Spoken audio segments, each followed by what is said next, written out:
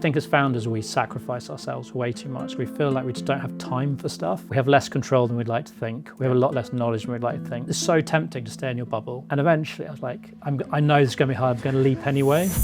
He built businesses across China, Hong Kong, and the Philippines. Scaled companies, failed publicly, exited quietly. Today, James Johnson helps founders navigate growth without breaking themselves. You're not an immigrant in the UK.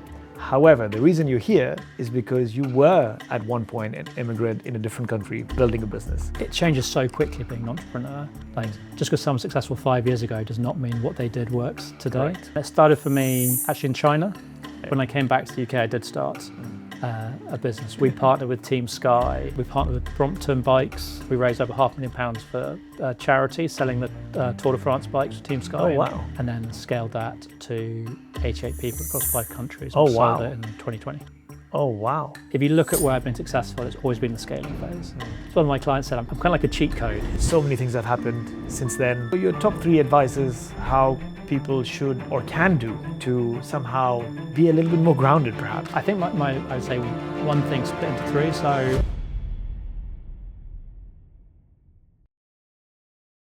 James, welcome to the pod. oh, thank you so much, Steve.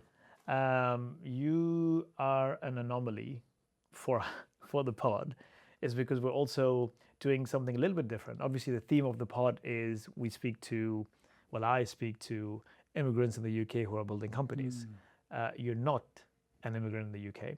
However, the reason you're here is because you were at one point an immigrant in a different country building a business. That is very true. So walk me through that.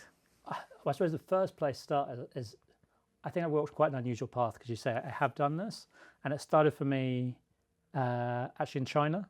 So I went to China to teach English, and when I was there, I was like one of the only 2 foreigners in the town, and I was there for 6 months, had an amazing time, and that kind of took me on a different path, I think, to quite a few people, which led me, by the end, I was working in Hong Kong for Jardines, and I was like the only foreigner in sort of Pizza Hut Hong Kong, in a very Cantonese office. And then, so the business we're referring to was a engineering business for Jardines in the Philippines, where again, I was at one stage the only foreigner, and then by then, like, there was 2 of us. So I think I'm quite unusual in having been kind of both overseas building businesses, but also in the minority. But it's been amazing. So what got you to take that decision? I mean, you're here. I mean, Yeah. Did you get an offer? Obviously, it wasn't a work placement or anything because you started your own business, or did you go for some other reason and then that transition into a business, or? In the Philippines or in China? In China. So China, it was just China's where you challenge. first started, China, right? so China, that was when before I was a student even. Okay. So when I was in China, I just wanted a challenge. So I finished high school, and economics was my favorite topic. And I was like, I need to challenge myself. And at that time, I mean, this was 1990, dating myself now. This was 1997. Like, China had only just opened up. Like, no one I'd known had been there. Okay. And like, it was such a challenge in terms of like different economically, different politically, like different language. It just felt such a great place to go and explore.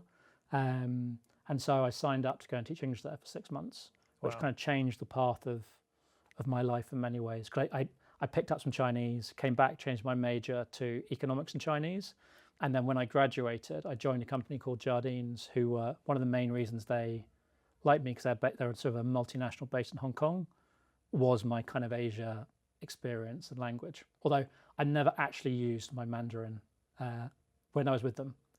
Do you still speak the language?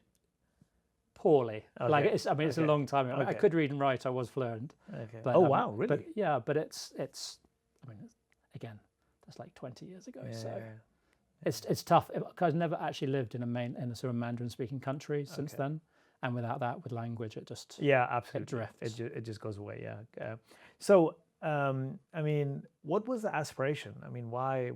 I know you're saying challenging. I mean, a lot of people will perhaps found that daunting, especially if it's language. I think language is a big thing. So at one point, I also had an opportunity to move to Luxembourg. I was with my partner at that time. And Luxembourg, as you know, is a very international space. I mean, most people speak English, if not all, everybody speaks English. But then you still have, people speaking German, people speaking Luxembourgish, people speaking French. So your day to day, it was a little bit more convenient if you spoke either of the languages. English, everybody would understand, but still, I was just like, oh my God, like, and I've been a salesperson all my life. The one quality I feel I have is to connect with people and to talk to people. But if you take that away from me, what do I do? And I just felt, shit, that would be really difficult for me to restart. Not knowing anyone, that is anyway a big challenge, but then also not being able to communicate, learning a new language and how to articulate, like somehow I felt it would be a big hindrance for my growth. And although, my partner did move, I mean, things didn't work out the way we wanted it to. But I think the biggest challenge also was like my friction for moving to a non-English speaking country. Yes. And you call that challenging and maybe exciting, but I found it really, really daunting. Yeah. How did you? So I think if you're moving later on for work, it's definitely more challenging, because I totally agree. Like, I think you underplay, you just don't realize how many advantages come from local knowledge. Yeah. Whether that's sort of understanding local customs, or whether that is language, or whether that is the business context, or it's business connections. You have so many subtle advantages when you're doing it with people that you know or are similar to you. Like the way you do business in China is very different to the way you do business in the UK, which is very different to the way you do it in the Philippines.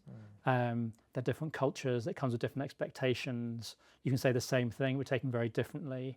Like China, I'd say, is more flexible, let's say, when it comes to contract. If you're building long-term partnerships, which I took a lot from. Like I learned a lot from each of these countries and I do it.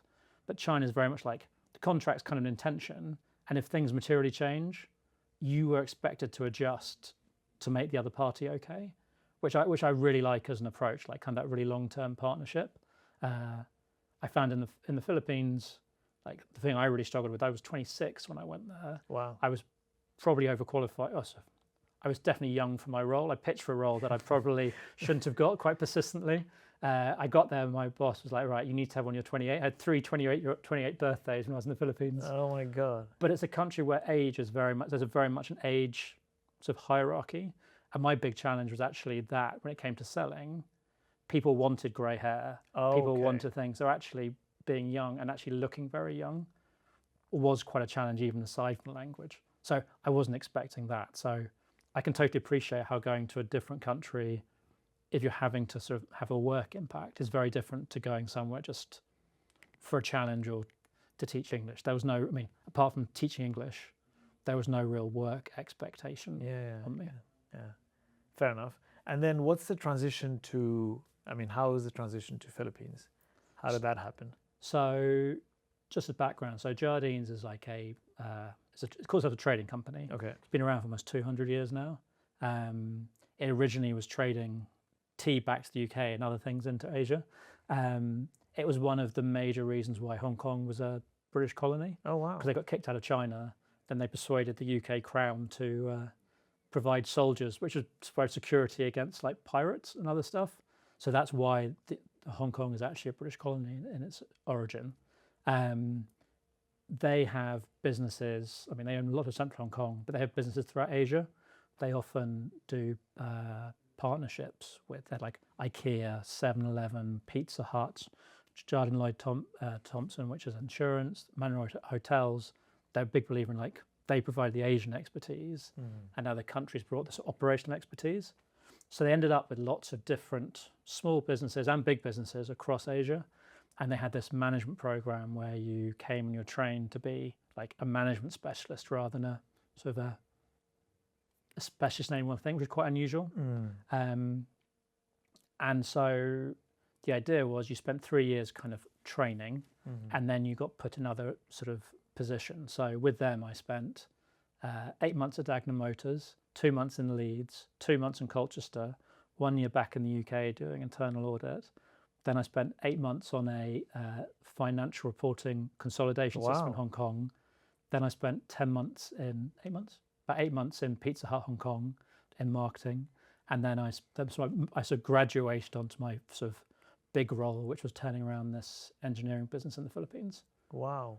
And the expectation was that you would move. Like I was given like a week's notice to move. Like, and that was always the thing. It's kind of like you get the support, you get really well trained with like sort of 2 weeks of training a year. They like a very small program. They really looked after, but you had to be flexible. It's like we need you to be here. Yeah.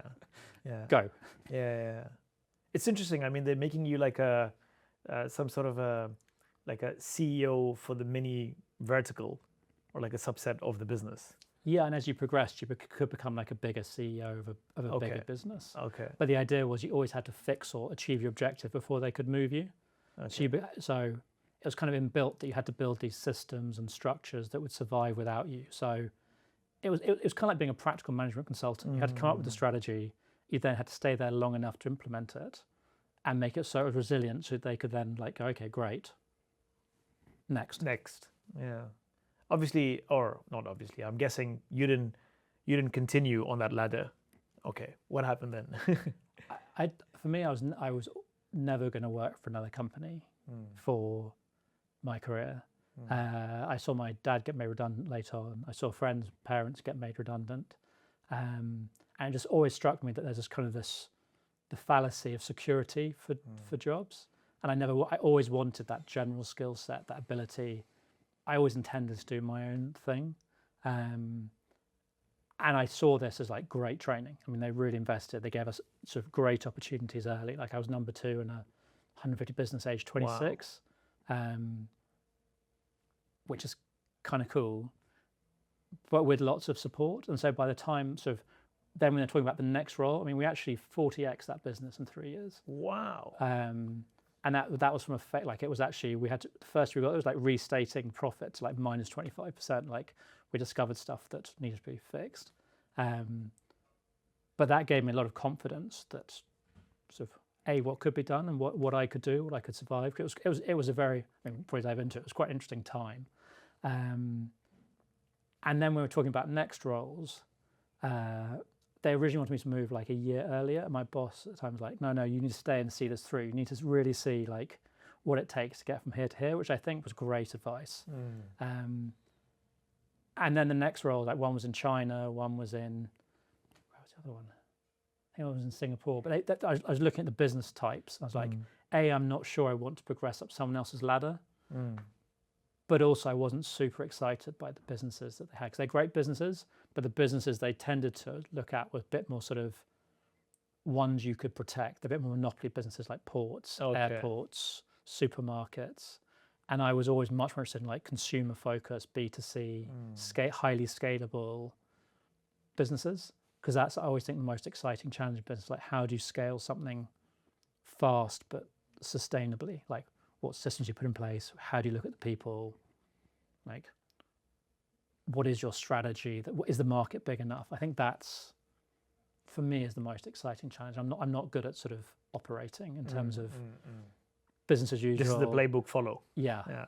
And actually, so there's a great example that in the Philippines example, there was a playbook in terms of it was a regional business which had 6 other regions.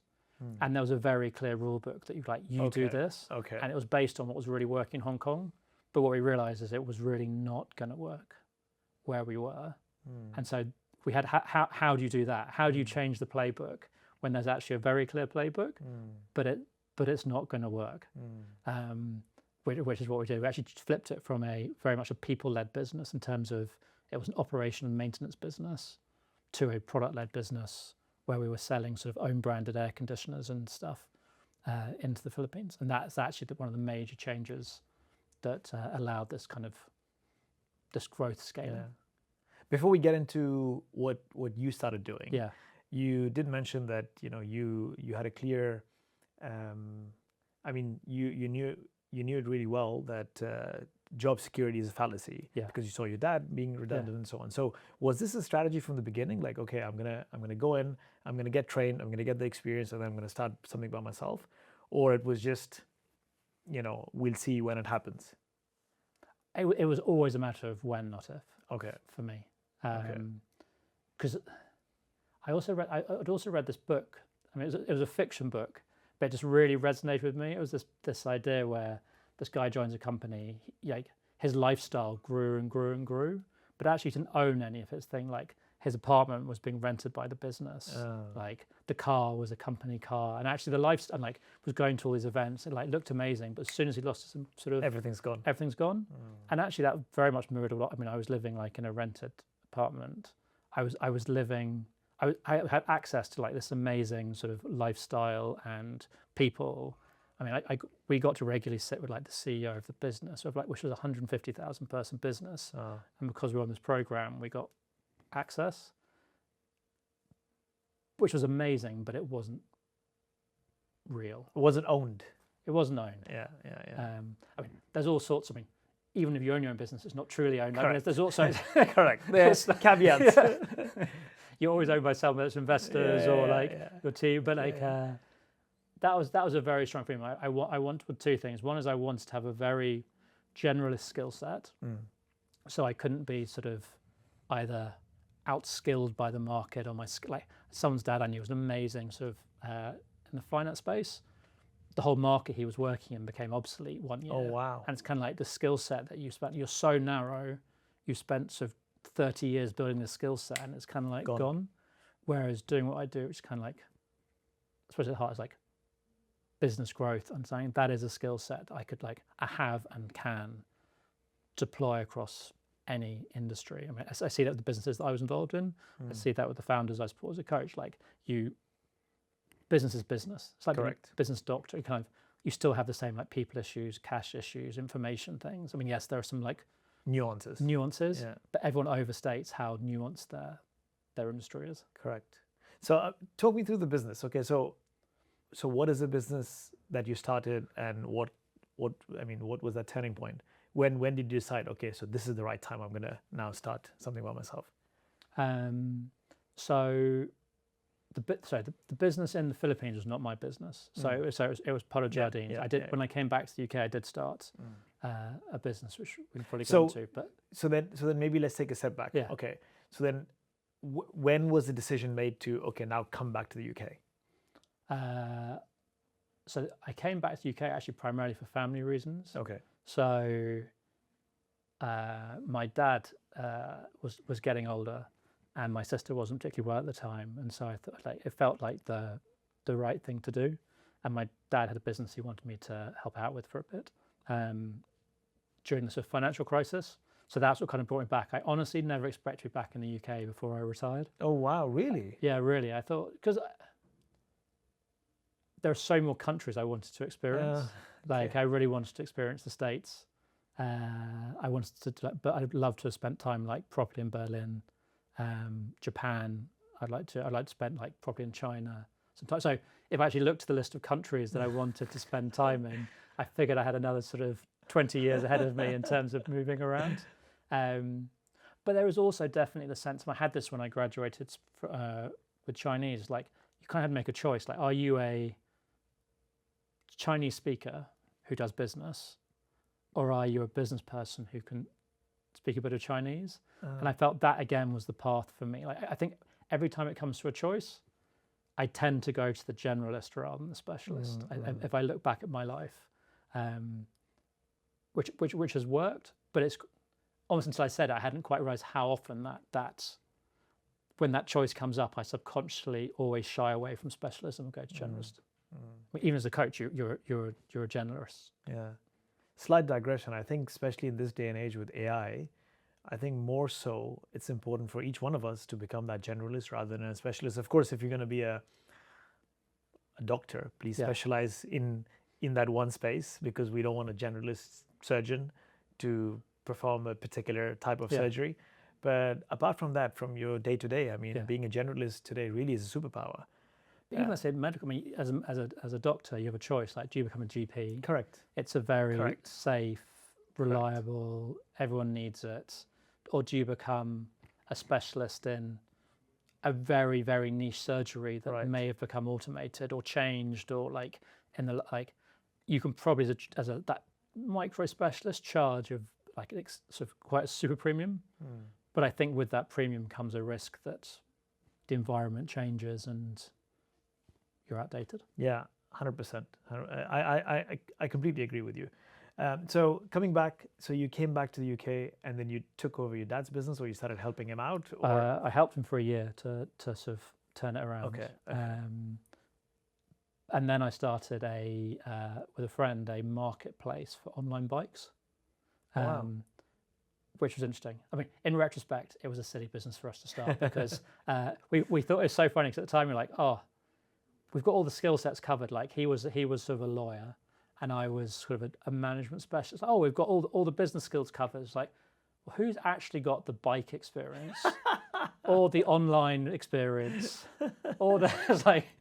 So we had one small subset of stuff that was not actually that important covered, and no one was covering the sort of the core things. It's something we realized quite quickly. The actual business know-how. Yeah, but it was amazing. Like, and but again, it's very different. But we were moving into a space where we didn't really know anything. That we didn't know the industry, we didn't know the people, and I think in some ways that is a little bit like starting a business overseas but you just got even more uncertainties.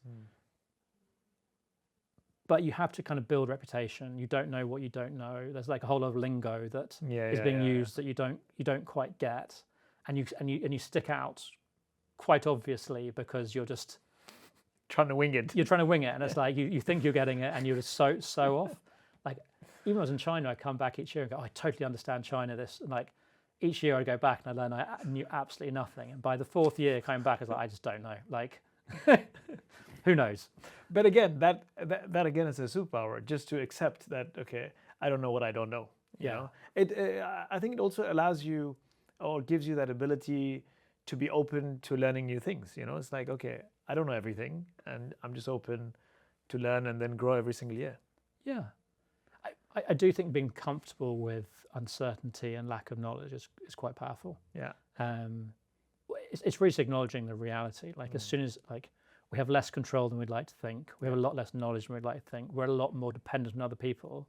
And I think if we can't accept that, we then look for control in kind of weird ways. Like at its most egregious, kind of like checking people's emails or like trying to micromanage people's time. And you see this with founders all the time. Like they feel under pressure, they look for a way to get control somehow because they're feeling so out of control. And I think being not out of control, but there are definitely ways where trying to control everything. Yes, and that is that one thing they can't control. Yes, yeah, and actually by trying to do that, you make more of a mess. Correct. I don't know what there was. I was reading an article yesterday about this guy set up I can't remember what it's called, like Barb, I think it was called. It's an Edinburgh-based gaming studio that's raised like sort of hundreds of millions of pounds. The guy was quite heavily involved with like the GTA series, and they just launched their first product, and it's apparently got very bad reviews. Oh, wow. And he had let lots of his team go, and there was an article written by quite a few people that had left, saying that part of the issue was him, like just constantly coming in and saying, "Oh, we need to change this, we need to change that." With again, this I think it's like. It sounded to me like someone who's like out of control. Trying to control everything, which actually leads to things being out of control again. Yeah. Wow. So coming back to the bike business. Yeah. Okay. So what happened? So actually, we were superficially successful. So we won Best Green Startup in the Metro. We partnered with Team Sky. We kind of sold we raised over £500,000 for charity, selling the Tour de France bikes to Team Sky. Oh wow. 2010 and 2011. Wow.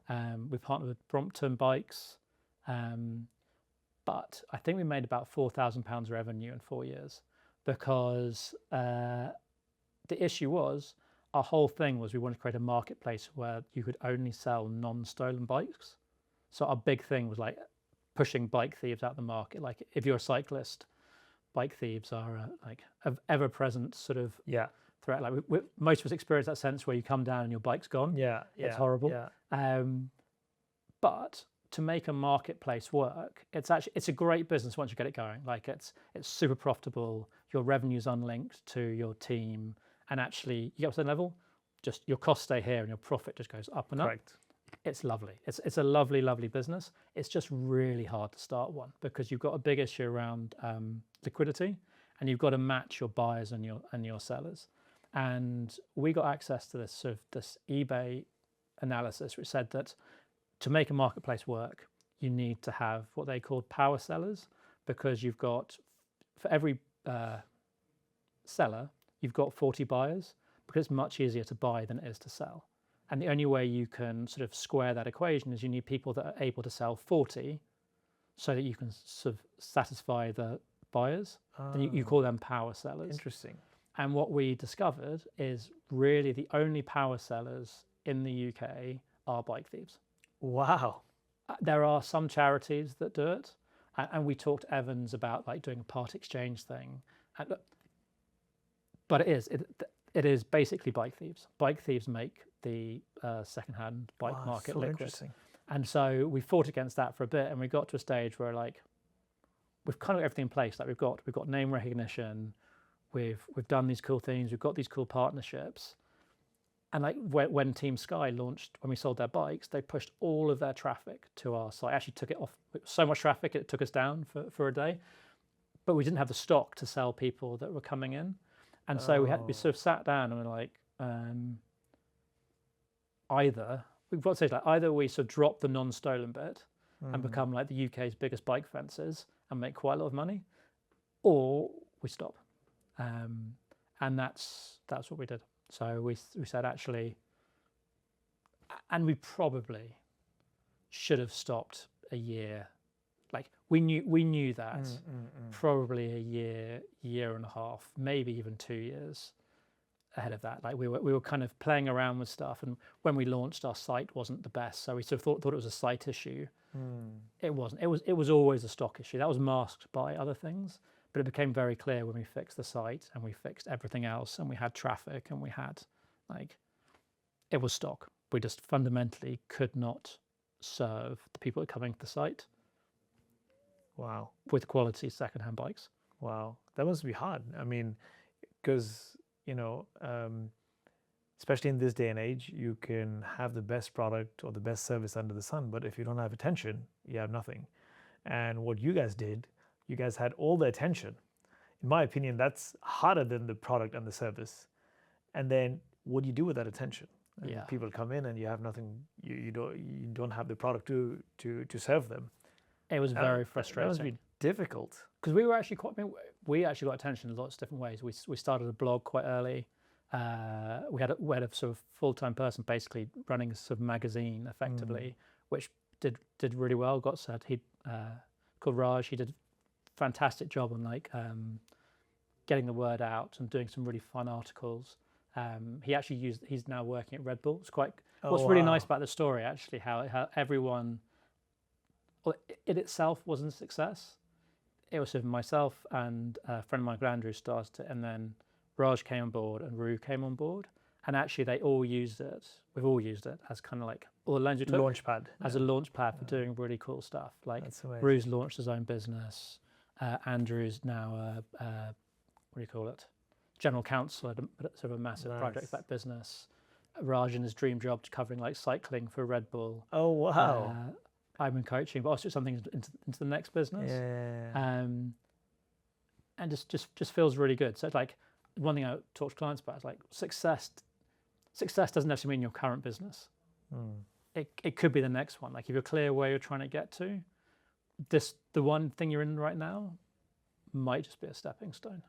And then was that the next business you moved to from the bike business, or did you do something in between? No, so I went back into the recruitment business. Okay. Because my dad had a double heart bypass, so asked me to come in, and ended up getting sort of hands-on involved with that, and then scaled that to 88 people across 5 countries. And sold it in 2020. Oh wow. But again, never really. Definitely didn't intend to be back in the UK, and definitely did not intend to be working within a family business. Was always very keen to avoid that, but was also quite keen to come back out of it. So the sale was a very nice outcome for everyone.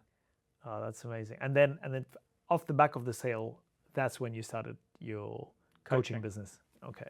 And was that something, again, I mean, the coaching business, something that you always wanted to do? You wanted to work with other entrepreneurs, or I mean, I'm just thinking because okay, the bike business was not successful, but you had at least that surface level success, Yeah. and you understood the problem, and then your dad's business, you turned it around. Yeah. Why not create another business for yourself versus helping other people? I mean, It's a great question. yeah, yeah. I would just think, okay, success, boom. Now, third time lucky, I'm gonna now make something even bigger for myself.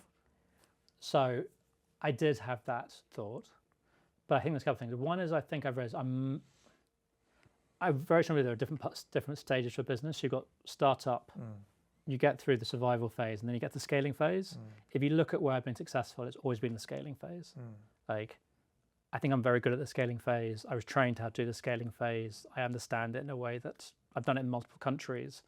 Like, I get it. The startup phase, I don't feel I think I've done semi-successfully. So I'm not sure I feel authentic going. So I'm not sure necessarily starting a business is the best thing for me to do.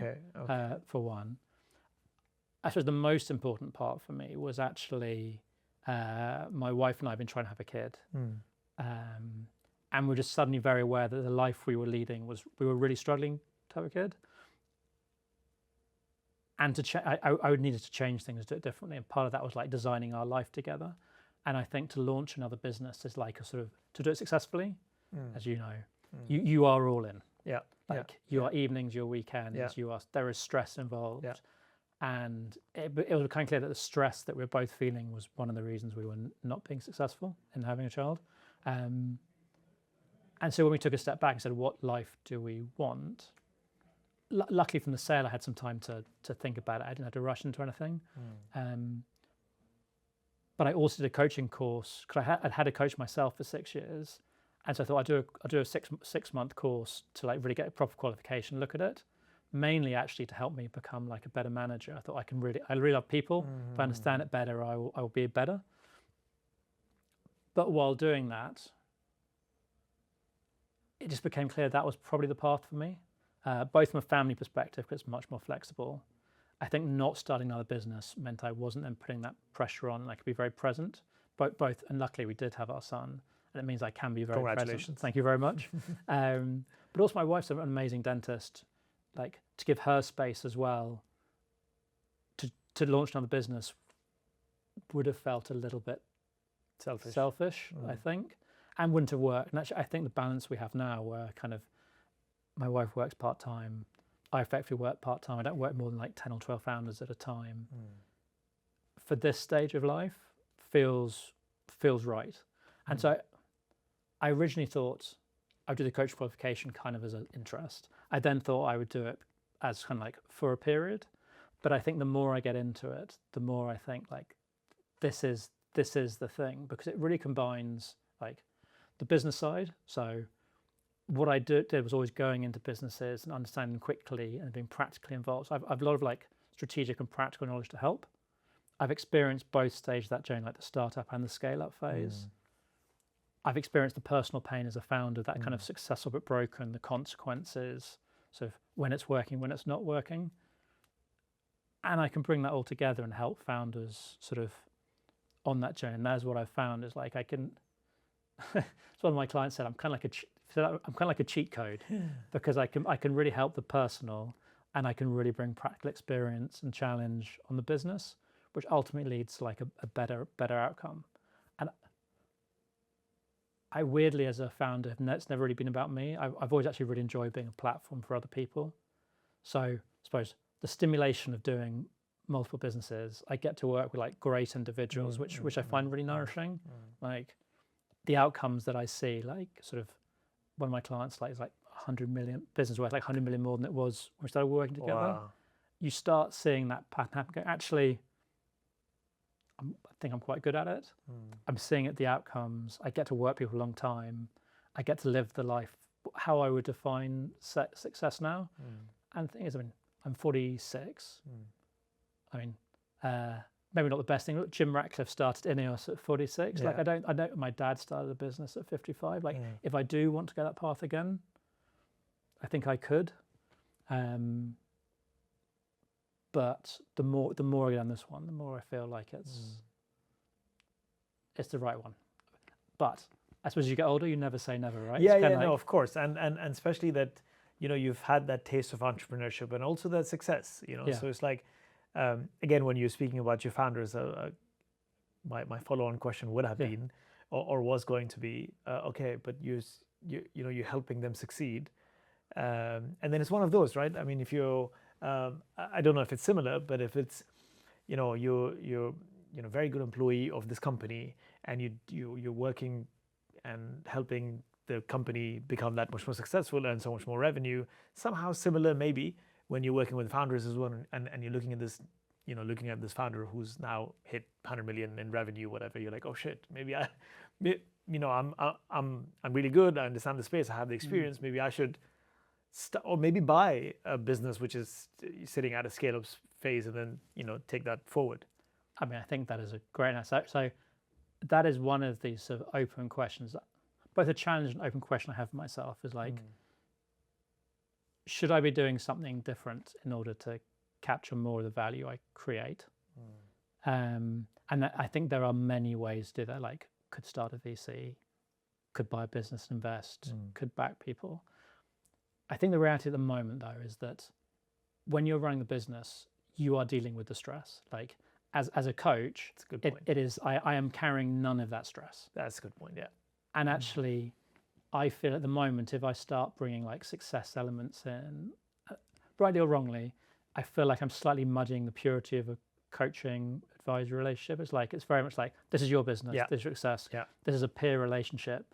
I'm providing you like a pure space where you like almost the only pure space you have where there's no power game going on, there's no sort of subtension, there's no, whereas suddenly you're like going, oh, I own part of your business. Can I be as effective? Do I sort of muddy that relationship? And I can do fine do it. So yes, I could try and take more of the value created, and maybe that's something in the future in a different model.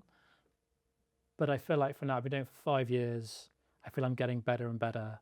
I feel like I have like good case studies to show people.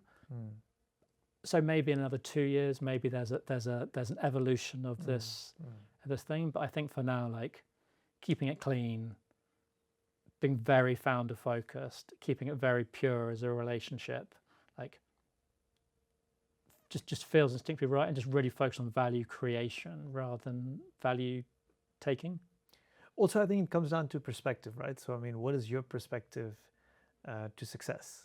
Yeah. I mean, everybody's perspective is different, right? So perhaps, like you said, I mean, now spending time with your family and your child, and I mean, having that time back in your diary, you're thinking not to be selfish towards your wife and so on. I mean, I mean, the measurement of success is different for everyone, and it's different stages of life as well, right?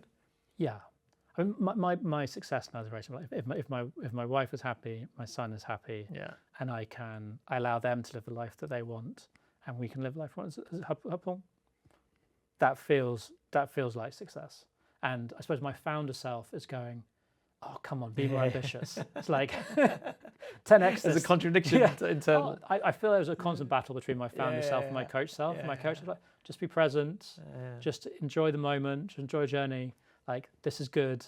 And my founder self is like, if you're enjoying it, you're not pushing hard enough. Like, let's do this. Let's go. And I think I've probably got a stage where I'm like 80% coach, 20% founder. Okay. Okay. That's good for the founder, you know. Also as a founder, so two things. So one, as a founder, if you're going to be working with a coach, I think it's also important to have that, to have that understanding that the coach you're working with has actually walked in your shoes. I think that's really important, because as a founder as well, I mean, I'm just thinking, okay, from my point of view, you can't coach me if you don't know me. If you don't know me from a perspective of a founder, you know. So I think it's quite valuable that you've run a business, you've scaled a business, you've exited from a business. That's a lot of value. It's like, you know, working with VCs, typically on a very high level. A lot of people you'd hear saying VCs in the US versus VCs in the UK. A lot of VCs in the US have larger risk appetite and so on, is because primarily a lot of them are ex-founders. You know, they understand the importance of, how money pulls money and the risk, and all that, versus VCs in the UK or Europe maybe are more, looking at Excel sheets and books and accountants. So hence why the value creation of the back of it, one of the reasons is that in America and in the UK. Something similar with this coach and founder relationship as well. Like I trust you and believe you more if you know how much shit this title brings. Yeah, it does. I think you can. So I do know some amazing coaches who don't have that sort of founder background, and they maybe bring like a more theoretical, more knowledge, there's more academic rigor behind it.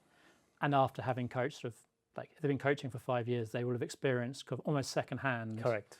From their founders. And maybe they're bringing less. The danger of having existing experience is you can start projecting like, oh, I did this, therefore you should do that. And I think that's something to be really conscious of. I think where it is helpful for me, I found with the clients I work with, a lot of my clients like sort of first-time founders at the scaling phase, because it's a whole different game. I suppose like one, understanding the difference between sort of survival phase and the scaling phase. Two, understanding all of the pressures that go around it means you don't need to have some of those conversations. Or there's so much background. I'm experiencing this, and I know what that feels like, having done it, and I know where the pitfalls are. And being able to offer like practical suggestions sometimes rather than just holding a space can be helpful. But really, I think to be a great founder coach, it's helpful to have both the practical side and the personal side, because founders need both over time. Like often people come to me and they go, either they're coming from I need practical help with this, or they're going, I'm really stressed and burnt out, need this. I would say over a year, you'll probably cover the same things. It's just the start point will be different, because really the solution is going to involve a change of strategy, probably some change in personal habits, clarifying what success looks like, sort of looking at what your role is, looking at team, like.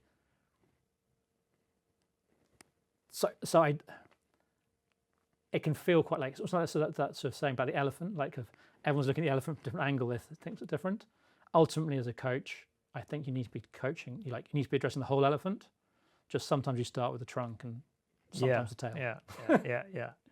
As a founder, I mean, what would you tell founders who've never really, taken help of a coach, of a business coach? I mean, the actual value. Okay, maybe you can tell me. Yeah. Because I've never used a coach. Yeah. Okay.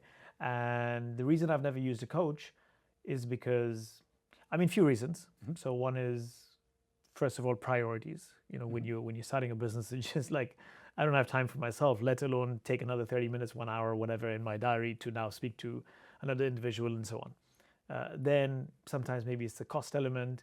And then finally, when you come to the scaling stage, it's, but I know my business more than anybody else. So who's this third person now going to come into my life and then tell me how to run my business? That doesn't make sense. So what would you tell someone like me?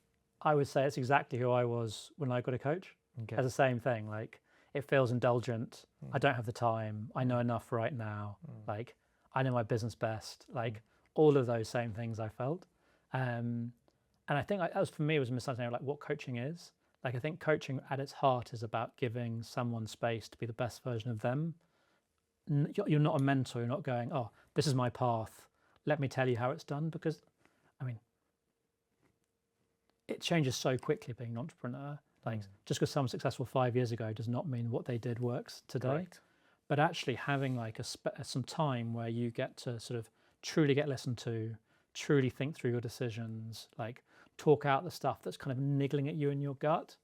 I sometimes it's like a time box where you kind of get like 10x your time back, because it gets reflected back to you and you end up making much better decisions, being better prepared, like having clearer plans. A better version of you turns up for your team. Because as a founder, we're in this rush. We feel like we just don't have time for stuff. And actually, the solution is often planning, clearer decisions, better decisions, like a clearer strategy, rather than just try and do everything.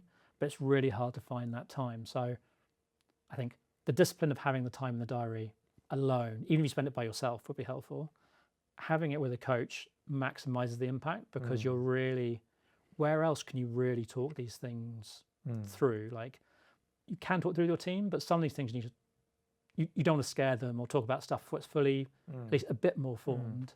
Like, sometimes you don't talk about your partner because you may not sort of fear. So maybe it's with a friend, but they're often coming at it from a different angle. So I think having that purity of space, which someone has been trained how to hold, is really helpful.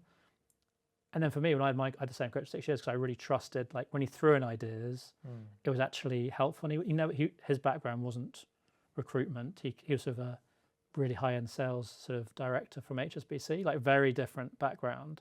But he was a smart guy. I trust him completely.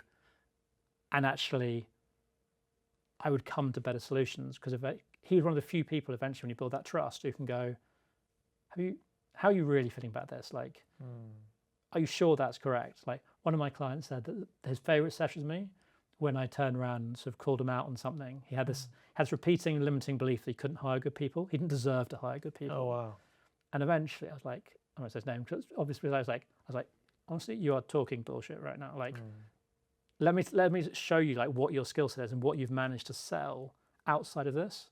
Why does that not apply to people? And actually, off the back of that, he then hired his next people who were amazing because he'd removed this limiting belief that he couldn't attract them, didn't deserve to have them. And those two people like changed the sort of the trajectory of his business because he was no longer hiring people he felt he should get. He was now hiring people he was super excited about and felt that he should. So I think there are so many benefits when you do it that come from it. But I think the main thing to address is like, it's not about someone, it should not be about someone going, oh, let me tell you how to run your business because you are the best person to run your business. But maybe having someone that can go, I don't know, let's prioritize you a little bit more. Founders tend to be quite bad at that. Correct. Or let's talk through this, or what do you want to talk about? Even that can be super powerful. Yeah.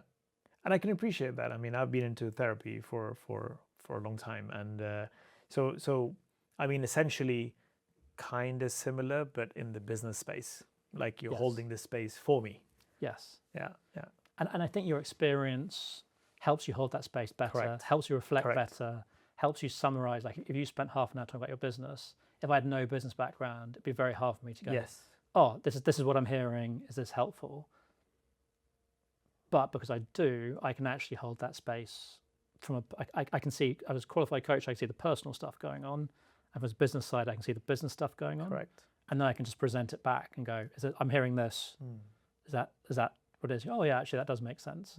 It allows me to challenge more effectively. It allows me to build sort of a relationship more effectively. And really it's such a personal, like, as a coach, you need to believe and like your client. I think that's what I truly believe. Like, I like to work with a long time. I feel there has to be a connection on both sides. I just think it's super powerful. Yeah. No, I mean, I've never had a coach before. Yeah. Maybe you and I should talk after the pod. But in general, I mean, like I said, I mean, I've had a therapist and I've been into many therapy sessions, and I completely appreciate the importance of holding that space with this person who is not your friend, not your peer, not your family. Yeah. I think is that non-judgmental space is super important and super valuable. 100%, I agree with you on that. Yeah, and it's non-judgmental, right? It's correct. Like we say in coaching, like positive regard. Yeah. It's like there's no judgment. It's just a safe space where you can say anything. Yeah. And a number of times my clients say, "Oh, I've never said this to someone else before." Like, and you end up talking about so much stuff. Yeah. Like for one of my clients, I've ended up talking about sort of wedding, business, kids, like family relationships. Yeah, because you build that relationship, you build that trust, and then little by little, I mean, it's like an onion. You keep peeling every layer in every session. Yeah, because it's one of my strongest beliefs. Like, I think as founders, we sacrifice ourselves way too much because we feel like that's what the narrative tells us, and that's what we feel the right thing to do is. And I feel that only leads us down the path, which I went down of successful but broken. And I think if we can acknowledge that founders are the most important person in the business, and the business we built like founder-centric and built around them, sometimes just having some permission go to say that is quite powerful. And then looking at the behaviors, how that changes behaviors actually leads to a much better business outcome as well as a personal outcome, because you're in a better place for your team, you're making better decisions, you're radiating warmth sustainably. You're not going to cycle like extreme up, crash, and so over a long period of time you achieve more. But we're told we should sacrifice. Yeah. And I really, when you start a business, you are sacrificing. There's no two ways around it. I mean, it's just the more you do, the luckier you get. Yeah. But once you hit the scaling phase, that is not true. We should definitely talk after the pod. So, things have only become tougher and tougher. I'm not going to go back many years, but okay, let's say from COVID till now, the last 5 years or so. Cost of living crisis, mass layoffs, AI now, which is also, of course, there's a lot of positive impact, but there's a lot of negative again, mass layoffs because of that. AI agents have not come to our world. As a founder, every single day, I feel like I wake up with anxiety, thinking, oh my God, like no matter how much I do, I just feel like I'm left behind. And I'm not talking about AI, like I'm working and I'm building with AI, and I'm thinking, wow, this is me working, building with AI, and I feel so much anxiety, let alone everybody else. Coming back to the founders, I mean, the pressure is real. I mean, the pressure has always been real, but I just think, especially now, the barrier to entry has reduced dramatically. I mean, the competition is increased incredibly because of that. Technology is available to everyone, and then that grabbing that attention has become that much more scarce. Like, it's just like, I mean, it couldn't be the best time for someone to start a company, but it couldn't, in my opinion, couldn't be the worst time also, from a lot of reasons. What would you, I mean, if you were to advise founders today, your top 3 advices, how the hell you navigate yourself, let alone the business? I mean, obviously now, however you navigate yourself is impacting, like you said, founders so central to the business, impacts each and every stakeholder in that business. Yeah. So, let's say, like, for the year to end, and before we started this call as well, this pod as well, you said a lot of founders now, or a lot of people are thinking about, one eye on 2026 now. So that's also another pressure. Yeah. And wrapping this year, thinking about next year. So, your top 3 advices, how people should or can do to somehow be a little bit more grounded, perhaps. Yeah, it's a great question. I think I would say one thing split into 3. So what I say to founders is it starts with you. Like, I think that's both a scary statement, but also quite grounding. Like, we often feel like we're out of control, but sort of we're at the mercy of like investors, team, clients. And that is true. There's a lot of stuff that's outside of our control, but there's also some stuff that's really in our control. So one is, I would say, like looking at the rules that we are living by, because and this is more for scale-up founders rather than startup founders. We talked about, I think they're different rules, but I would say that if we can shift our rules as sort of scale-up founders from do more, go faster, self-sacrifice, to actually do less, achieve more, go slow, get there faster, and prioritize self for greater impact. Those 3 changes make a big difference, because no longer are we like that kind of busy fools. We're actually really taking control of, like, trying to do a bit less, but making sure we get there, and really looking after ourselves as part of that. I would say that's kind of step 1. Then I would say look at your team, because often we go, I don't have time, and we think we can time manage our way out of things. And I think that's a big fallacy. That, yes, when you start your career, time management is critical. Like, you have a discrete list, it's not going to increase. Can you get it done quicker? As founders, I mean, we could fill up our diary 100 times easily. Like, it's not really a matter of time. But if we are doing less, the only way we can actually get more time is to have like really good teams, like manage them effectively, but select really well as well. And then the third part, I say, is that kind of support around you, because it is really tough. Let's acknowledge it is really tough. You are going to have to make lots of decisions on your business, because it's just the pace of change is so quick. What is your sort of support system for doing that? Because if you are feeling isolated and that stuff just sitting in your head, we know how tiring it is when it's just racing around our heads. Even get it out, either journaling, very likely even journaling, but like, who are the people around you giving you energy? Because it's exhausting. Think about you are the battery for your business. No one turns around to you and says, well done. People, your friends don't understand what you're doing. They think you've already made it. Like, it's kind of like world's biggest first world problem. It's like it's world's smallest violin. But actually it's really tough because you're giving out energy, you're not getting much back. And so then like your sort of community around you of like other founders, a coach, whatever it is, making sure there is somewhere where you're getting that support and you've got those spaces to either hear like what work with other people, or space to make your own decisions around like, what are you going to do with AI? What are you going to do with your team? What is coming up? Like that needs dedicated time, I think. And it's best not to be doing that just by yourself. Yeah. I already feel like I got a mini session with you.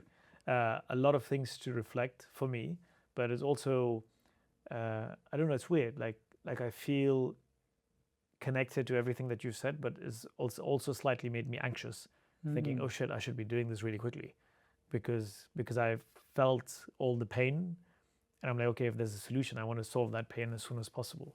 So this is the third time I'm saying this on the episode, but we will be talking after we stop airing.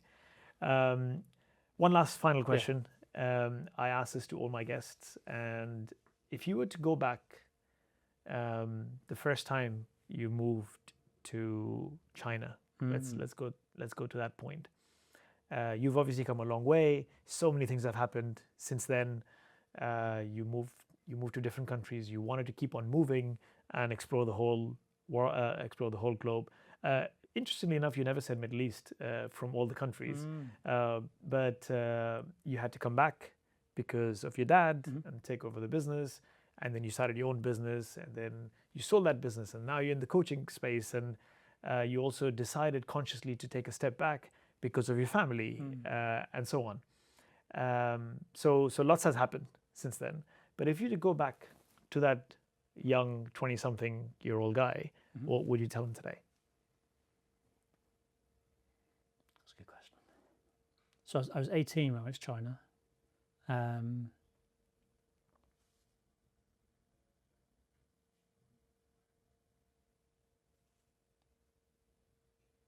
I honestly, I would just say do it again. I'd say be super grateful for this opportunity, because it's going to take your life down. I mean, it's not like the last 20 years have been like smooth sailing at all stages. They've been like my first 6 months in the Philippines were incredibly challenging. I've been through other ups and downs, but I think the opportunity to just see how the rest of the world does is so tempting to stay in your bubble and just see one way of looking at the world and be quite closed. And that's quite a safe place to be.